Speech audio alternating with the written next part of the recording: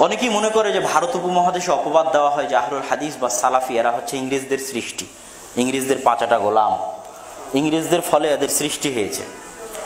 অথচ আহলুল হাদিসদের এদেশে বসবাস যুগ যুগ যুগ থেকে। আহলুল হাদিস বলতে হাদিসের অনুসারী বোঝায়।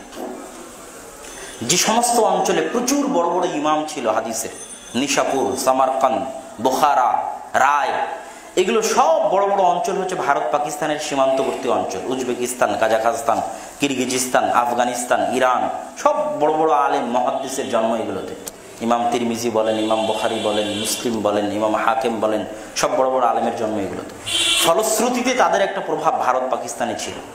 যেমন হাদিসের একজন রাবি কুতাইবা বিন সাঈদ আল বাগলানি, তিনি পাকিস্তানের সীমান্তবর্তী বাগলান অঞ্চলের একজন মুহাদ্দিস এবং কুতুবে সিত্তার সকল ইমাম তার ছাত্র। ঠিক তেমনি আবু মুহাম্মদ আবদুল্লাহ আল মাকদিসি একজন পরিব্রাজক, সফরকারী। তিনি 380 হিজরির আগে মারা, 380 হিজরির সময় মারা গেছেন। তিনি বলছেন, আমি পাকিস্তানের সিন্ধু প্রদেশ ভ্রমণ করেছি। পাকিস্তানের সিন্ধু প্রদেশে কোনো হানাফি মাযহাবের অনুসারীও পাইনি, মালিকি মাযহাবের অনুসারীও পাইনি, হাম্বলি মাযহাবের অনুসারীও পাইনি, মুতাজিলি মাযহাবের অনুসারীও পাইনি। তারা সবাই ছিল সালাফে সালেহিনের মানহাজের উপর, যারা কোনো মাযহাব অনুসরণ করতো না। এটা 380 হিজরির আগের কথা। সিন্ধু শহরের মানসুরাবাদ অঞ্চলের কথা তিনি নকল করছেন। এবং এই অঞ্চলগুলোতে আগে থেকে কোরআন হাদিসের কিছুটা হলেও চর্চা ছিল, যার কিছু প্রমাণ বহুভাবে পাওয়া যায়। যেমন একটা প্রমাণ আমরা বলতে পারি যে ইমাম সাগানি, তিনি 577 হিজরির দিকের মানুষ। তিনি পাকিস্তানের লাহোরে জন্মগ্রহণ করা ব্যক্তি। তার বই এখনো সহিহ বুখারীর আসল নুসখা, সহিহ বুখারীর মূল নুসখা তৈরি করতে গিয়ে তার বইয়ের সহযোগিতা নেওয়া হয়েছে। তার বই হচ্ছে মাশারিকুল আনোয়ার, যে সব সহিহ বুখারী এবং মুসলিমের হাদিসগুলো তিনি জমা করেছেন, একত্রিত করেছেন, মাজমাউল বাহরাইন। আরো একজন বড় আলেম ভারত উপমহাদেশে, সেই আগের যুগের, এখনকার যুগের নয়, 200-300 বছর আগের নয়, 700-800 বছর আগের কথা বলছি। একজনের নাম হচ্ছে মুত্তাকি আল হিন্দি ইবনে হুসামউদ্দিন।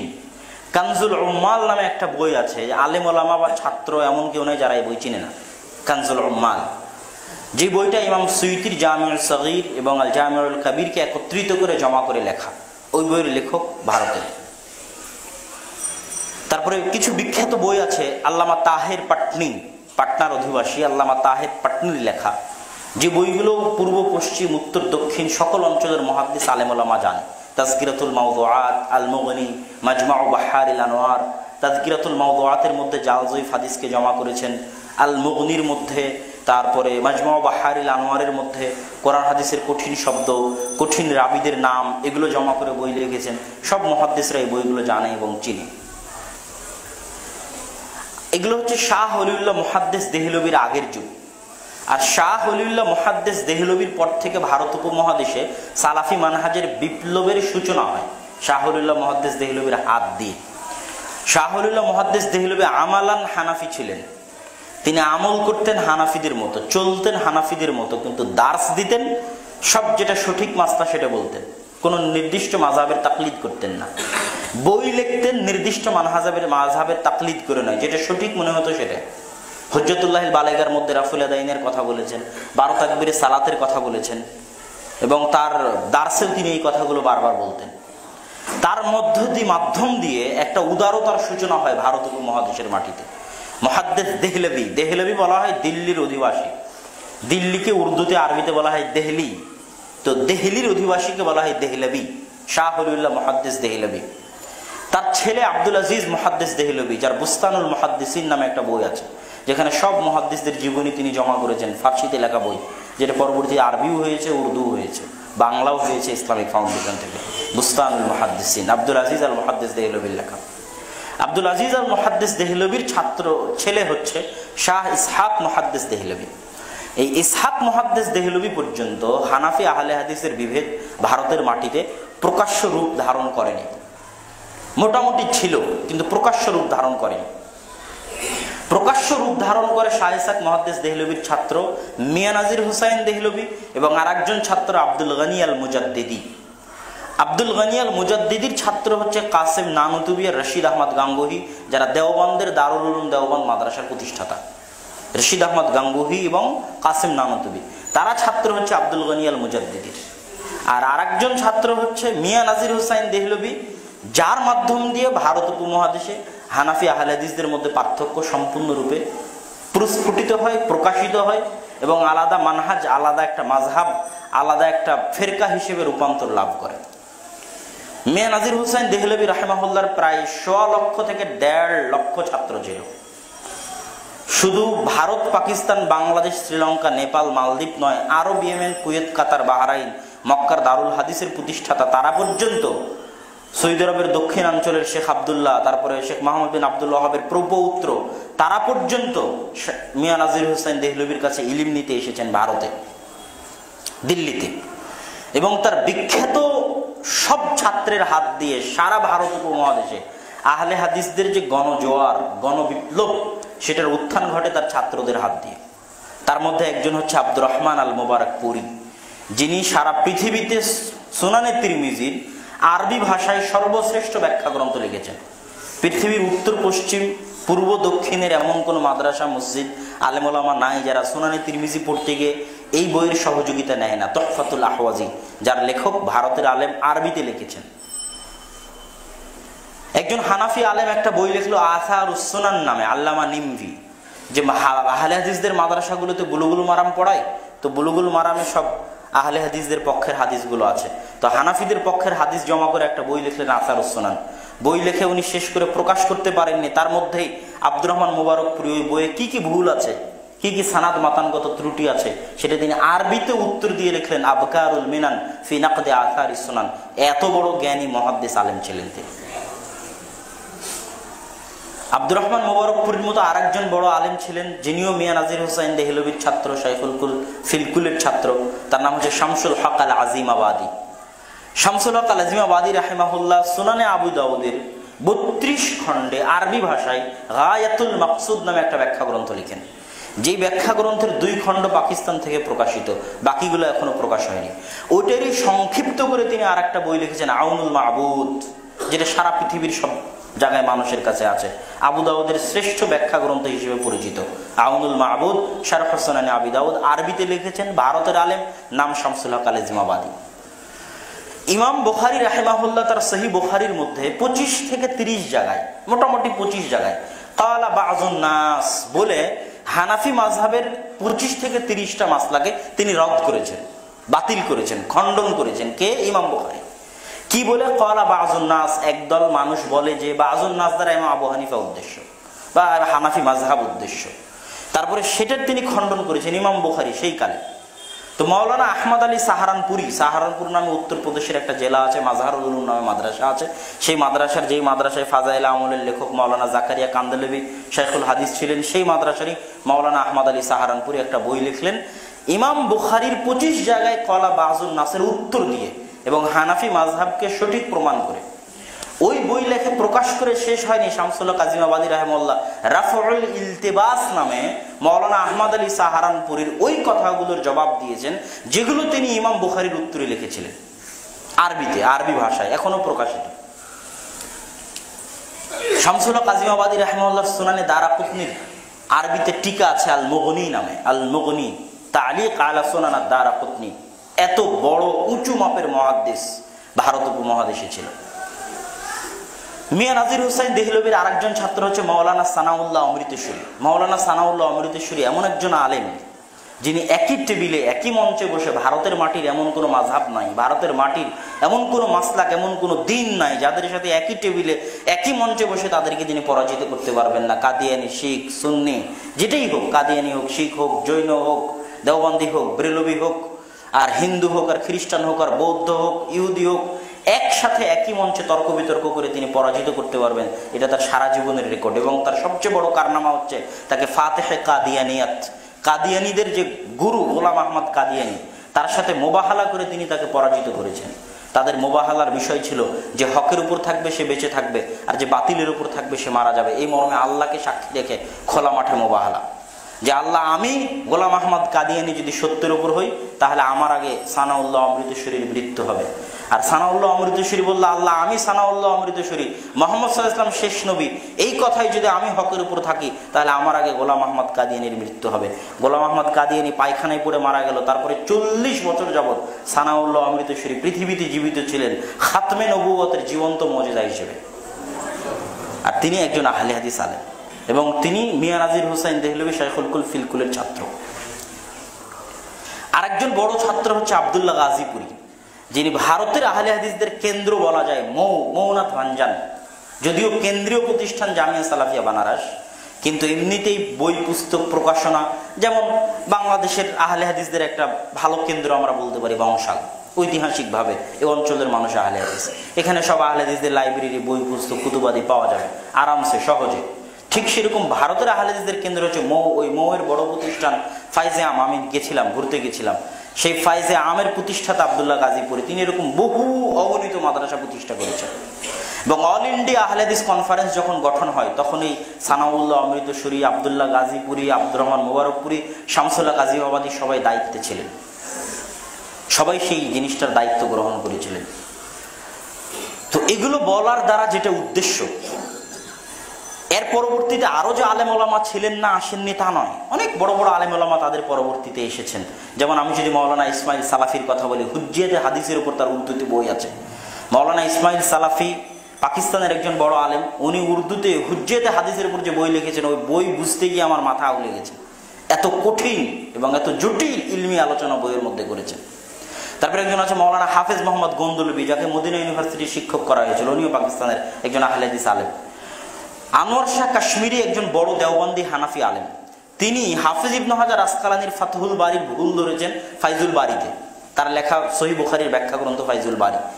ওই ফাইজুল বারিতে উনি যে ভুলগুলো হাফিজ ইবনে হাজার আসকালানি ধরেছেন সেগুলোর উত্তর এবং পাল্টা আনোয়ার শাহ কাশ্মীরির ভুল ধরে ইরশাদুল কারি নামে হাফিজ মোহাম্মদ গন্দলবির বই আছে। পড়লে আপনি এটা, যারা আলেম একমাত্র তারাই অনুভব করতে পারেন যে উনি কোন লেভেলের আলেম ছিলেন, আমি আপনি বুঝতে পারবো না।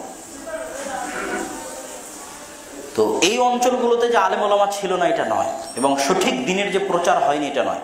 নব সিদ্দিক হাসান খান ভোপালের নাম তো বলতে ভুলেই গেছি।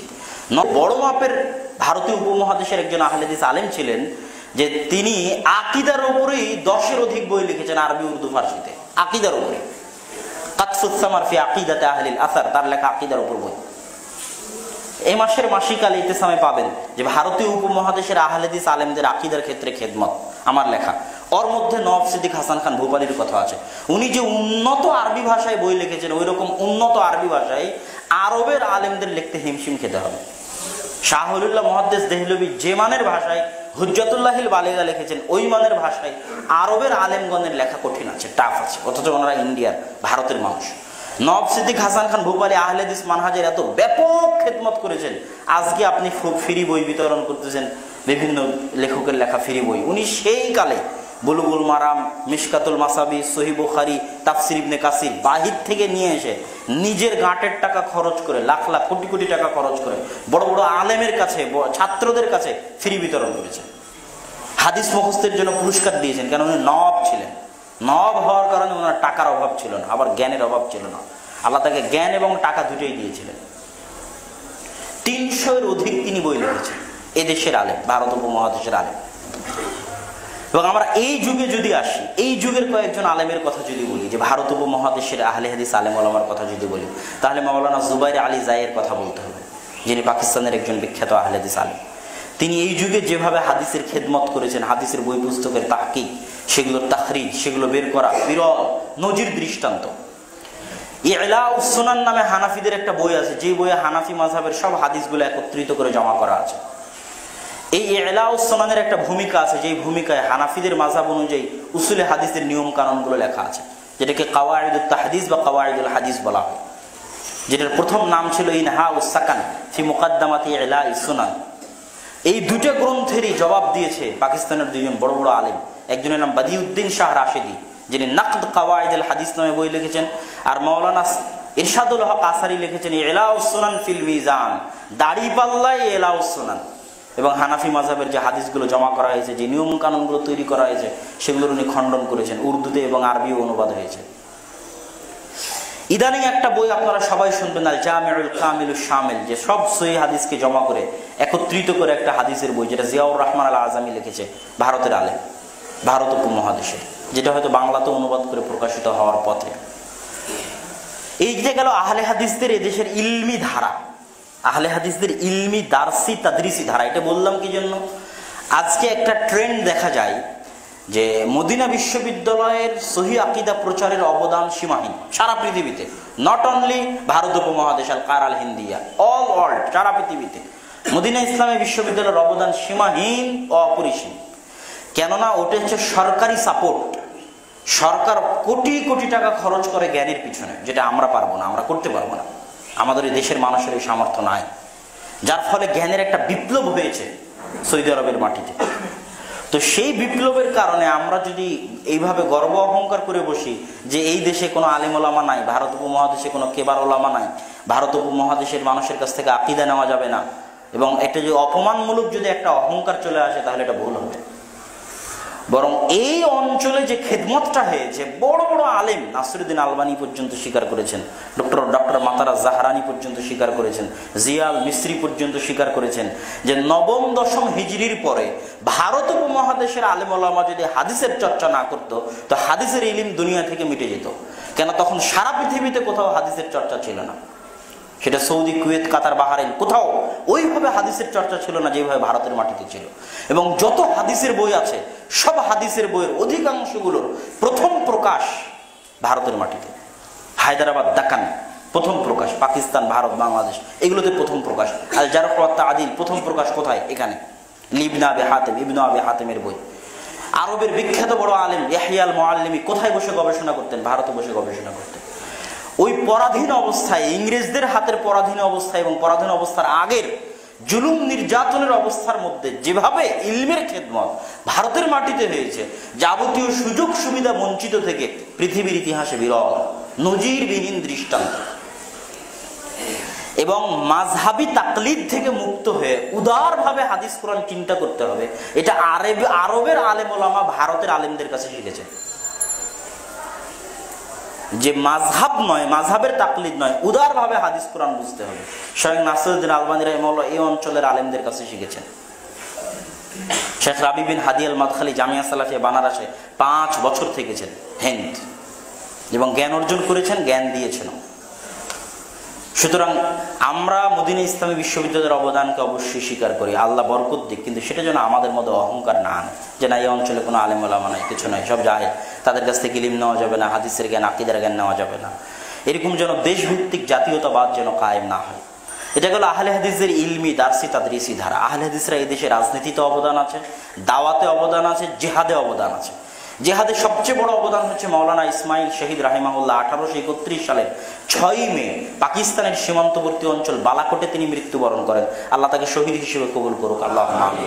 তিনি এই দেশের মাটিতে প্রথম ইংরেজদের বিরুদ্ধে জিহাদের ঘোষণা দিয়েছেন এবং ভারতকে প্রথম দারুল কুফর, তিনি আব্দুল আজিজ মুহাদ্দিস দেহলভির নিকট থেকে ফতোয়া এনেছেন যে হিন্দ দারুল কুফর। দারুল কুফর মানে ওটার ইসলামী রাষ্ট্র নয়, ওটার বিরুদ্ধে জিহাদ ফরজ। কেন? ভারত ইসলামী রাষ্ট্র ছিল, ভারত ইসলামী খেলাফা ছিল, ভারতে মুসলমানরা শাসন করত। তো সেটাকে যতক্ষণ না আমি বলবো দারুল কুফর, ততক্ষণ জিহাদ হবে না। তো ওনারাই প্রথম ফতোয়া দিলেন যে ভারত দারুল কুফর হয়ে গেছে, বিরুদ্ধে যুদ্ধ করতে হবে, জিহাদ করতে হবে।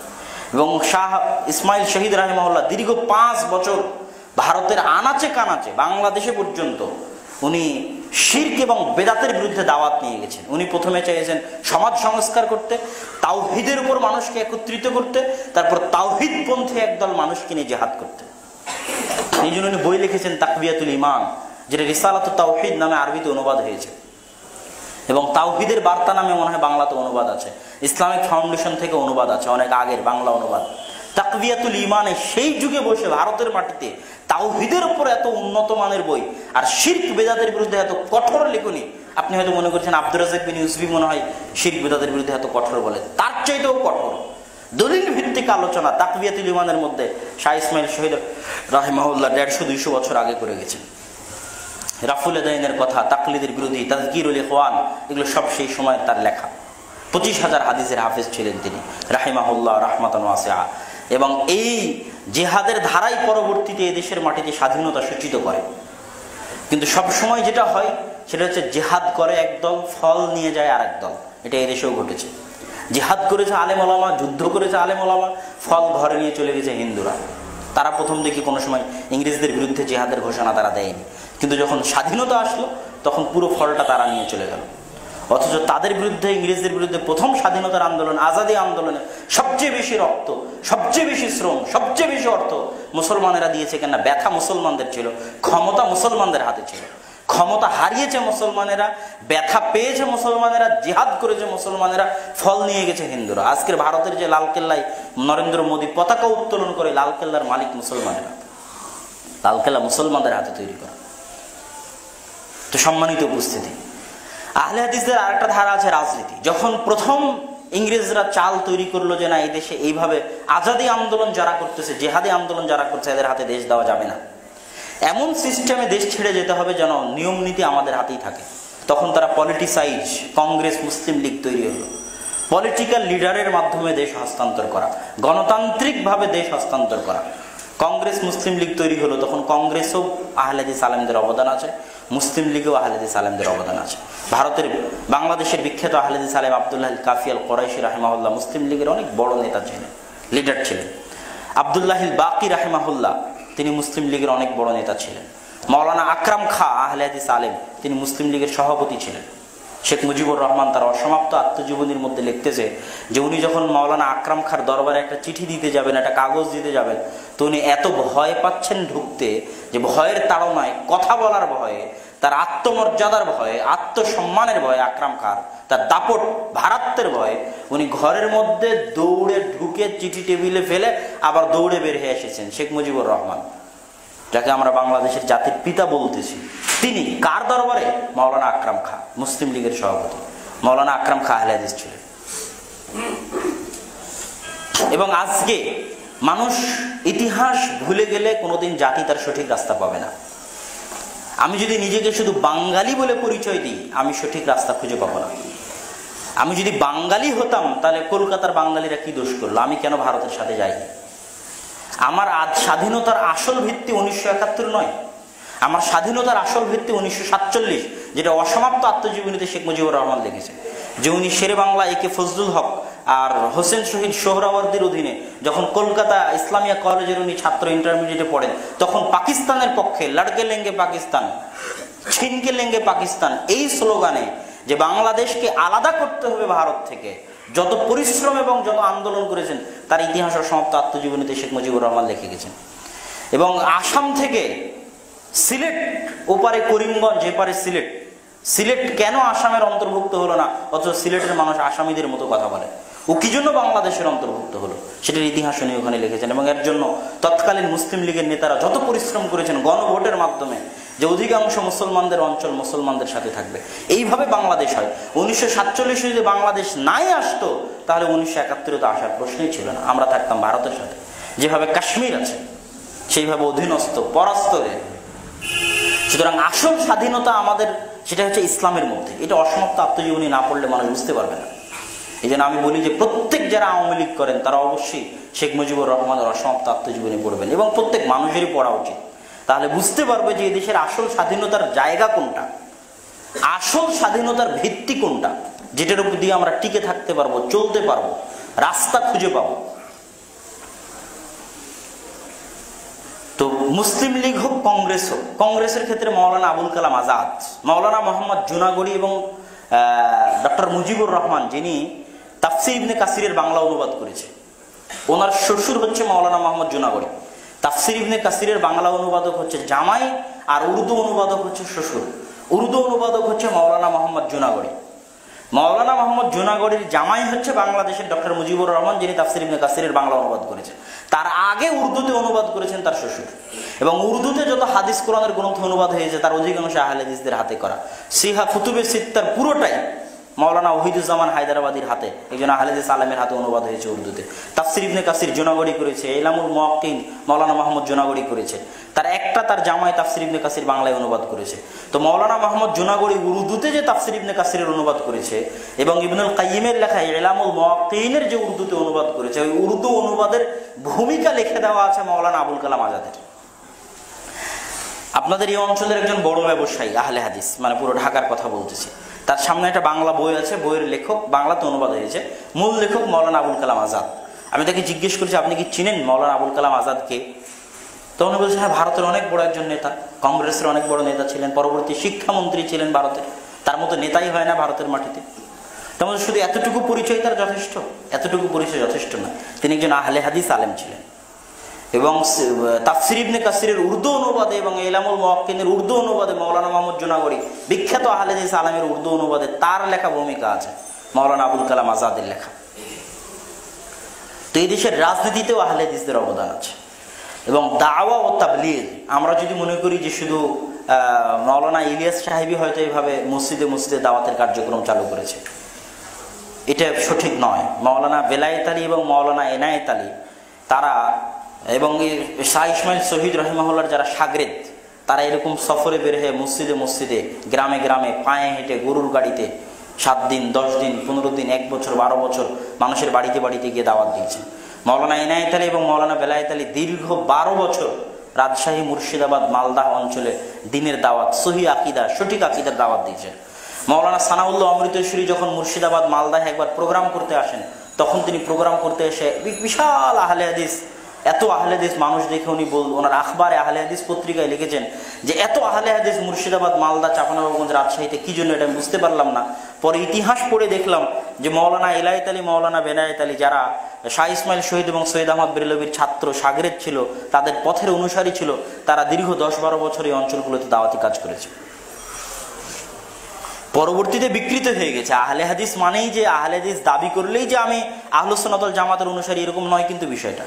যেমন অনেক জন্মগত আহলে হাদিস মনে করে, বিষয়টা কিন্তু এরকম না। আহলুল হাদিস হচ্ছে বৈশিষ্ট্যের বিষয়। আপনার মুখে দাড়ি নাই, আপনার টাকনুর নিচে প্যান্ট, আপনি কিসের আহলে হাদিস দাবি করবেন? আপনি শীত বিদাতের সাথে জড়িত, তাবিজ কবজের সাথে জড়িত, গণতান্ত্রিক রাজনীতির সাথে জড়িত, আপনি কিসের আহলে হাদিস দাবি করবেন? এটা কোনোদিন আহলে হাদিসদের মানহাজ ছিল না। গণতান্ত্রিক রাজনীতি যদি আহলে হাদিসদের মানহাজ হতো তো আব্দুল আল কাফি আল কুরাইশি গণতন্ত্র করতেন, তিনি না করে ছেড়ে দিয়ে এসে এই রাস্তা ধরেছেন, কেন ওনার বোঝা হয়ে গেছিল এই রাস্তায় সফলতা নাই। তো এটা কি জন্য বললাম যে শুধু জন্মগত দেখে আহলে হাদিস বিষয়টা এরকম নয়। তো রাজশাহী, মুর্শিদাবাদ, মালদাহে অতিরিক্ত আহলে হাদিসদের প্রমাণ তাদের দাওয়াত। এবং আজকেও আপনার ঢাকায় যতগুলো মাদ্রাসা আছে, আপনার নাজিরা বাজার মাদ্রাসা হোক, মিরপুর দারুস সুন্নাহ হোক, যাত্রাবাড়ি হোক, পাঁচরুখী মাদ্রাসা হোক, এই মাদ্রাসাগুলোর ছাত্র শিক্ষকের জরিপ নিয়ে দেখবেন, এখন হয়তো অনেক মাদানি এসেছে, কিন্তু মাদানিদের আসার আগের যুগগুলো 10, 15, 20 বছর আগের, এবং এখনো জরিপ করলে পাওয়া যাবে, অধিকাংশ ছাত্র, অধিকাংশ শিক্ষক দেখবেন উত্তরবঙ্গের, রাজশাহী, মুর্শিদাবাদ, মালদা, চাঁপাইনবাবগঞ্জের অধিকাংশ আলেম হুজুর, আপনার পাঁচরুখী মাদ্রাসার প্রিন্সিপাল বলেন, আপনার নাজিরা বাজারের বহু শিক্ষক বলেন, দেখবেন ওই অঞ্চল থেকে আসা।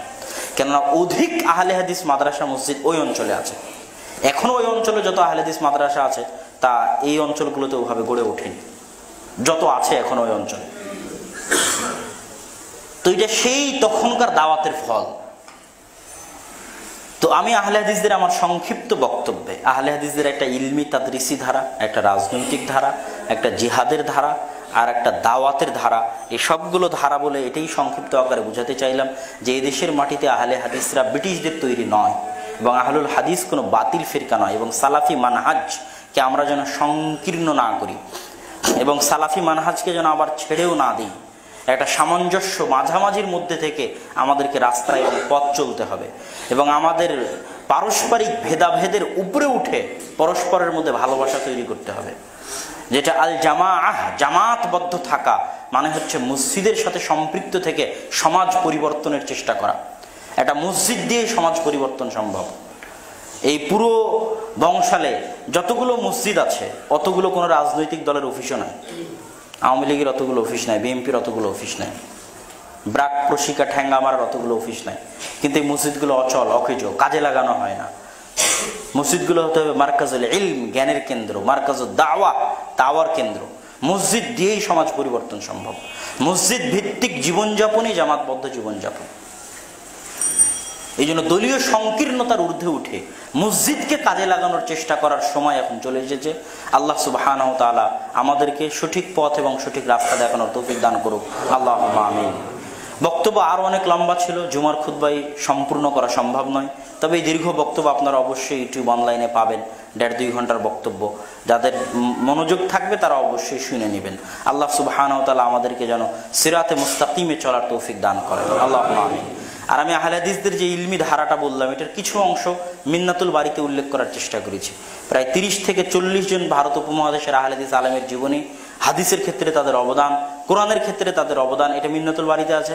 আর এই মাসের মাসিক আল ইতিসামে আকিদার ক্ষেত্রে এদেশের আহলে হাদিস আলেম ওলামার অবদান এই ফেব্রুয়ারি মাসের মাসিক আল ইতিসামে পাবেন। আর নতুন যে একটা বই যেটার উপর আলোচনা করতে চেয়েছিলাম, রিজিক, যেটা মানুষের, সব মানুষ যেটার মুখাপেক্ষী। পৃথিবীর এমন কোনো মানুষ নাই যে রিজিকের মুখাপেক্ষী নয়। রিজিক কি শুধু খাওয়া? না, আমার স্ত্রীও আমার রিজিক, আমার সন্তানও আমার রিজিক, আমার পদও আমার রিজিক, আমার জ্ঞানও আমার রিজিক, আমার সম্মানও আমার রিজিক।